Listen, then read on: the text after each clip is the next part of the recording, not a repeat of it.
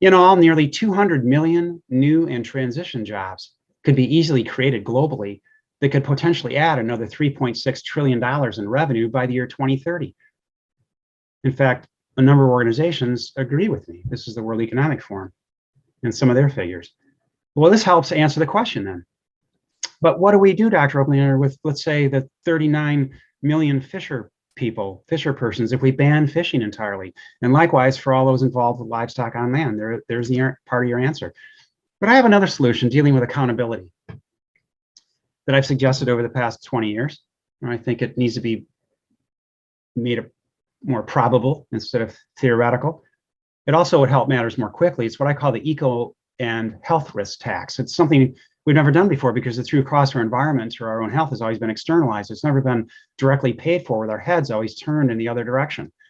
You're all familiar with the nutrition fact label, I hope. I mean, should be reading nutrition facts and ingredients. This happens to be ground beef or ground cow, something the average consumer would purchase. And on this label, you see that half the calories are from fat. Most of those are from saturated fat, even a gram of trans fat and quite a bit of cholesterol. Now, that's not so good. But you don't see not so good anywhere on the label, do you? I don't. I keep looking for it. And it also has quite a bit of protein, but it's a type of protein that's associated with a number of Western diseases. And that's not so good either. And you certainly don't see what resources it took to produce what's inside that package. Well, consumers need to know what effect this product had on our environment while producing it, as well as what effect it'll have on our own health after consuming it. So we introduced the eco and health risk factors first. In the event that these numbers are a little too complicated, we simply do this. We put a little notation on the bag. It could say, again, not so good, or not a good choice, or I'd run in the other direction if I were you, real fast. This is a good start, but it's most important actually to reflect these factors in the cost. Someday, with a correct economic formulation and a more gutsy and proper policy change, we may even evolve to see this in our meat aisle. A quarter-pound beef patty priced at over $4,000. And it would be a steal at these prices if you had to go back and replace the natural resources it took to produce it. We need to impose this tax on those producers and consumers who generate the most inefficient, resource-depleting food items. This scenario of accountability will, of course, be inevitable as we begin to run out of vital resources and climate change worsens things. We already have a few progressive cities imposing a drink sweetener tax. It's working, actually.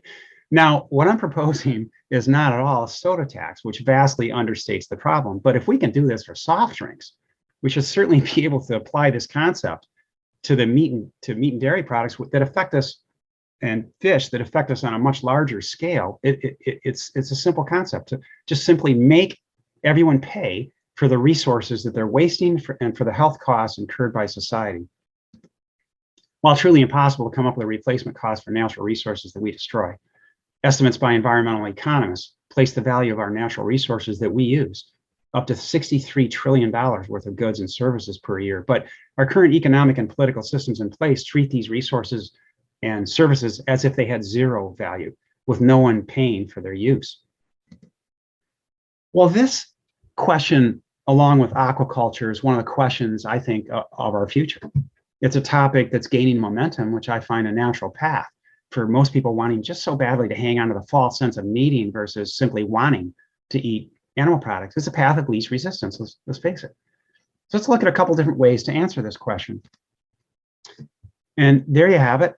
I bring this up a few times, a few of my presentation. That's one way to answer it. I mean, he thinks so, and so do many others. My thought, though, is that we need to be fully aware of the consequences of our food choices, not partially aware.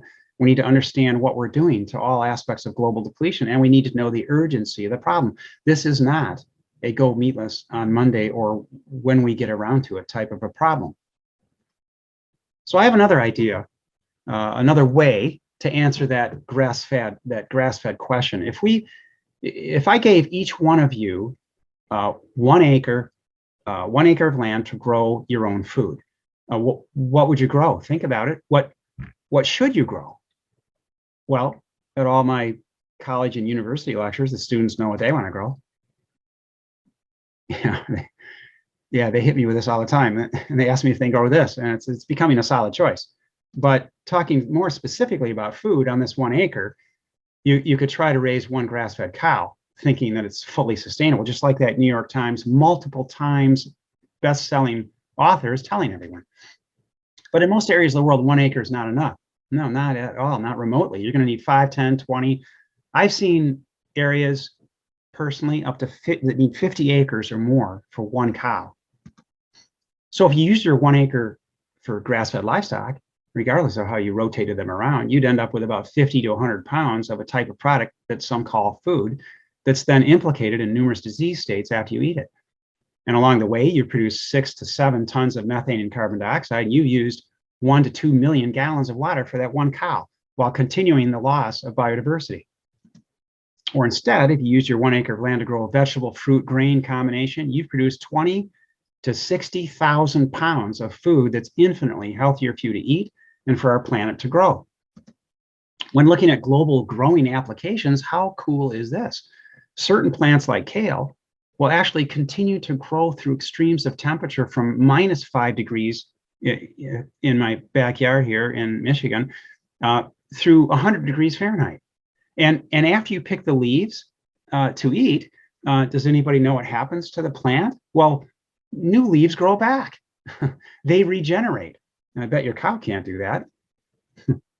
It's astounding what you could produce on that 1 acre over the period of time that it would take to raise your one grass-fed cow. It's quite an amazing difference, isn't it? Now imagine extrapolating that model out in terms of global use of our resources. And now answer that question about how sustainable raising grass-fed livestock really is.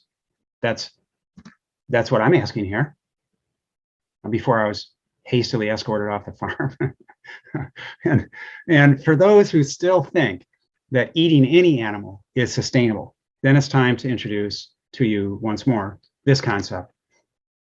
Optimal relative sustainability. That'll work. How sustainable is it to raise and eat any animal product in a relative sense as compared to plant-based foods? How can we best use our resources? What foods will have the very least effect on climate change? Which foods best promote our own human health and which are the most compassionate? All wrapped up into one package. This is the way we need to start viewing things in a relative sense as to how to then achieve optimal sustainability. Oh, so how many out there of you have visited Hawaii? I know someone in my office talks about this all the time. Isn't it a beautiful state? Well, a couple of years ago, I was asked to speak at their Capitol building and was quite humbled to receive an honorary award from the Hawaii Senate. And yes, it's a beautiful state, but from a sustainability standpoint, it's a mess. Hawaii can't grow enough food for its human population of a little over 1 million people now, so it imports over 90% of its food at a tune of about $3 billion per year. But 83% of their agricultural land isn't used to grow food, it's used for grazing cattle. 83% is used for grazing cattle, which then produces less than 40 pounds or so of meat per acre used. Their second largest use of land is for producing Roundup-ready GMO seeds by Monsanto and DuPont, who've taken over about 4 of their islands. 98% of those seeds produced are used for feed crops for livestock back here on the mainland. So the amount of land in Hawaii that's used for animal agriculture is nearly 800,000 acres. That's 50 times more land than what's being used to grow plants for direct human consumption in their state. Hawaii's once pristine reef systems are now in serious decline. Hawaii once had the largest number of indigenous fish species in the world, found nowhere else on Earth. Well, 75% of these fish species of Hawaii are in critical condition, with many species near the larger islands dropping in numbers by as much as 92%. The reason for this decline is not a mystery. It's from overfishing, commercial as well as recreational. Hawaii has essentially run out of land and run out of fish. A perfect example of where we are headed as a planet. They are just a few years ahead of us. And for now, they have the ability to import food from somewhere else, whereas we as a global civilization do not. The recommendations I gave to their senators are these. Hawaii needs to provide complete rest for their oceans and reefs and convert all land used for animal agriculture to organic, plant-based systems, and to do this immediately before I got on the plane and left. Unfortunately, last year, a couple of very wealthy investors decided to build larger slaughterhouses in Hawaii, take up more land with pasture, and kill more cows. So there's indeed hope for this state regarding their environmental issues, but obviously not with this type of intellect. Regarding the global picture, a large part of our solution process will be with these agricultural systems and movements. Community-supported agriculture, farm to table, small and local farms, real food, slow food, organic, biodynamic, traceable urban agriculture, all make sense, only if they do not involve animals. Globally, 4.5 billion people now live in cities. Over 80% in the United States are considered urban dwellers, and cities across the globe are where most of the increase in population will occur over the next 25 years, with nearly 70% of the 9.8 billion people projected in the world living in cities by the year 2050. So urban agriculture is going to be very important. They're already growing food on porches, windowsills, and rooftops in many cities around the world, growing food as efficiently as possible. It's great to see this. You can't grow a cow up there on that roof, although I'm sure some might try. In the future, we'll be hearing more and more about these topics, all part of the better meat movement, which simply impedes our evolution toward more fully plant-based systems. What exactly does that mean, better meat? Basically, for those who debate the topic, and there are many uninformed scientists that have argued this point with me, better meat means that you can eat all the meat you want, but it should be humane, have more human health benefits, and be better for our environment, especially, than regular meat. But there's one significant problem with that argument. There's no meat that's more humane, has more human health benefits, and at the same time is better for our environment than whole plant-based foods. So in reality, there's no argument. It should end right there. But as it goes, I found that this concept of better meat falls into two categories for those who want to further discuss it. First category is grass-fed, pastured, humane-raised beef, chicken, pork, turkey, or fish from aquaculture settings. And the second category is meat created in a laboratory. Looking at the first category, all grass-fed, pastured animals are in many ways factually, not that I think, they're factually more unsustainable than factory farmed animals. So that's not better, is it? Grass-fed meat is still unhealthy for human consumption as compared to plant-based foods, and grass-fed meat is produced from animals that are still slaughtered, which by any stretch of the imagination is not humane. So the only people who think this is better meat are those who are blinded by producing it or eating it. Now, regarding the second category, which is meat produced from animal stem cells in the laboratory, also called cultured meat, once at $330,000 per single patty just 10 years ago, is now at about $10 per burger patty. And instead of only beef as an offering, over 70 companies worldwide are developing other types of laboratory meat, such as now chicken, duck, pig, lamb, even I've seen kangaroo and horse meat being produced. Yeah, I had the opportunity, but they're all the same. I had the opportunity to speak with the CEOs of the two leading companies in this laboratory meat market. And there are a couple of things that are quite clear. Although meat produced in the lab has some, but certainly not all the humane aspects worked out. For instance, they still use fetal bovine serum for the medium, blood from a dead calf. But from an environment standpoint, we don't have the 10 to 30 years for this to be brought up to scale. In fact, just one facility with bioreactors to create this cultured meat will cost about $450 million, and it would be only able, after creating one would be only able to produce less than 1/50th of 1% as much meat that is currently being consumed by the United States population. And from a human health aspect, laboratory meat is sketchy at best. For example, both companies couldn't answer my questions at all about human health, because their laboratory meat as of now will still have many components that degrade our own human health, such as cholesterol, saturated fat, which they can manipulate a little bit, lack of fiber, lack of phytonutrients, lack of antioxidants, lack of anti-inflammatory agents or anti-angiogenic capabilities. Those are cancer inhibiting capabilities that plant products have. And laboratory meat will still have all the inflammatory stressors that come along with all the meat that everyone's eating now, such as increased acidity and everything else you see on this list. increased levels of C-reactive protein and arachidonic acid, et cetera. Laboratory meat will still have cancer-causing agents when cooked, such as heterocyclic amines and polycyclic aromatic hydrocarbons.